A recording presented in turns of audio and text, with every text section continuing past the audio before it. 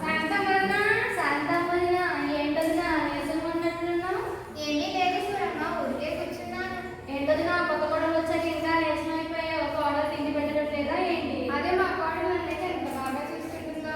లేదు, గీత నన్ను చాలా బాగా చూసుకుంటుంది. గీత, అమ్మా గీత, ఏం చేస్తున్నావు? అత్తయ్య గారి కోసం కాఫీ పెడుతున్నా పిన్ని గారు. అయ్యో అయ్యో ఎంత ఘోరం. కొత్తగా పెళ్ళైన పిల్లవి, పైగా చదువుకున్న పిల్లవి నిన్న వంటగదిలో మాకు పెడుతుంది. అదే నేనైతే మా కోడలికి పెట్టుకోవచ్చు, రాత్రి భోజనం వరకు అంతా నా చెప్తుందని అనిపిస్తుంది. నేను కూడా అంతేనమ్మా. మీ కోడలు చాలా అదృష్టవంతులు పిన్ని గారు. అమ్మా గీత, కొంచెం కాఫీ ఇస్తావా? వస్తున్నాను అత్తయ్య. వెళ్ళమ్మా వెళ్ళు, మీ అత్తగారికి ఊరికం చేసుకో. సరేనమ్మా, మేము వెళ్ళి వస్తాం. ఇంట్లో చాలా పని ఉంది. పర్వాలే. ఈవిడికి చాకరీ చేయలేక చేస్తున్నా. అత్తయ్య కాఫీ తీసుకోండి. గీత, ఏం కావాలి? ఏం లేదండి, మీ అమ్మగారికి చాకరీ చేయలేకపోతున్నా. పక్కింటి వీరమ్మ పిన్ని సూరమ్మ పిన్ని చూడండి, వాళ్ళ కోడలికి బెడ్ కాఫీతో ముందు సమస్త వాళ్ళ చేతులతో వాళ్ళే ఇస్తారంట. మీకు తెలుసా? అలానే నీకు ఎవరు చెప్పారు? వాళ్ళే చెప్పారండి. ఇచ్చి వాళ్ళ సంగతి నీకు తెలియదు. నా చిన్నప్పటి నుంచి నేను చూస్తున్నా.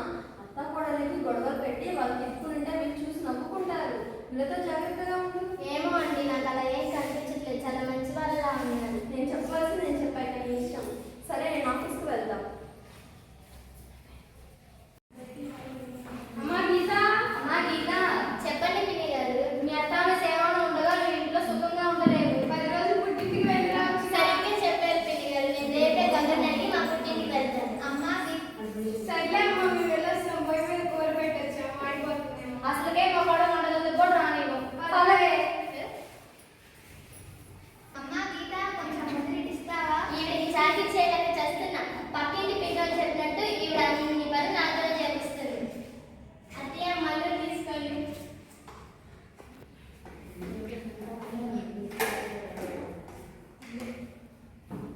గీత, వాళ్ళిద్దరు మళ్ళీ వచ్చారేంటి? ఇంట్లో ఏం వంట పెట్టారే? వాళ్ళు ఏం మంట పెట్టలేదండి. మీరు ఎప్పుడు వాళ్ళని తప్పుగానే అర్థం ఈ చేసుకుంటారు. రోజు ఆఫీస్లో వర్క్ బాగా ఎక్కువగా ఉంది. ఏదైనా స్ట్రాంగ్ కాఫీ తీసుకురా.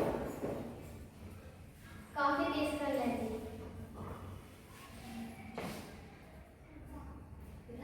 ఇవాళ రోజు మా పుట్టింటికి వెళ్దామనుకుంటున్నా. మీరు కూడా వస్తే బాగుంటుంది. నాకు అమ్మకి ఆరోగ్యం బాగాలేదు కదా, ఇప్పుడే ఎందుకు, తర్వాత వెళ్ళొచ్చు కదా. నాకు మా నాన్న మీద బెంగగా ఉంది. నేను వెళ్తాను. ఇంటికి నువ్వు వస్తావా రావా?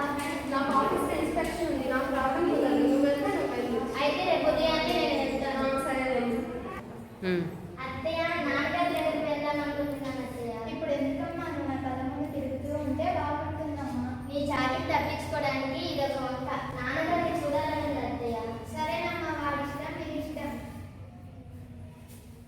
నాన్న నాన్న, చెప్పు గీత. ఎలా ఉన్నావు నాన్న? టైంకి మందులు వేసుకుంటున్నావా? టైంకి తింటున్నావా? నీ ఆరోగ్యం బాగుందా? నేను బాగానే ఉన్నాను. అత్తగారి ఇంట్లో అంతా బాగానే ఉందా? నేను బాగానే ఉన్నానన్న. మీ అల్లుడు గారు నన్ను చాలా ప్రేమగా చూసుకుంటున్నారు. కానీ మా అత్తగారు అన్ని పనులు నాతోనే చేస్తుంది. ఆవిడ ఎప్పుడు పోతుందో కానీ నాకు ప్రశాంతత ఉండదు. మీ దగ్గర ఏమైనా మందులు ఉంటే ఇవ్వదు నాన్న. కాఫీలో వేసి ఇచ్చి చంపేస్తా. చంపేద్దు కానీ సడన్ గా చనిపోతే నీ ఇరుకొని వరకే అనుమానం వస్తుంది. కాబట్టి స్లోగా చెప్పారు. స్లోగా నాన్న, అది ఎలా? Slow poison.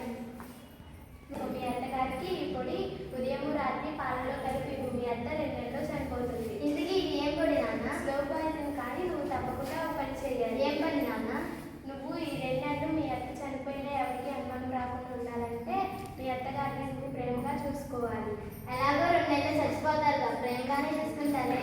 ఉదయం టిఫిన్, మధ్యాహ్నం భోజనం, రాత్రి భోజనంతో పాటు ప్రేమగా నీ చేతులతో నువ్వే మీ అత్తగారికి వడ్డించాలి. అంతేకాకుండా నేను ఇచ్చిన పొడి కూడా పాలలో కలిపి మీ అత్తగారికి ఇవ్వు. మీ అత్త చనిపోయినా ఎవరికి నీ మీద అనుమానం రాదు. సరే నాన్న, ఇంక నేను వెళ్ళొస్తాను. థ్యాంక్స్ నాన్న.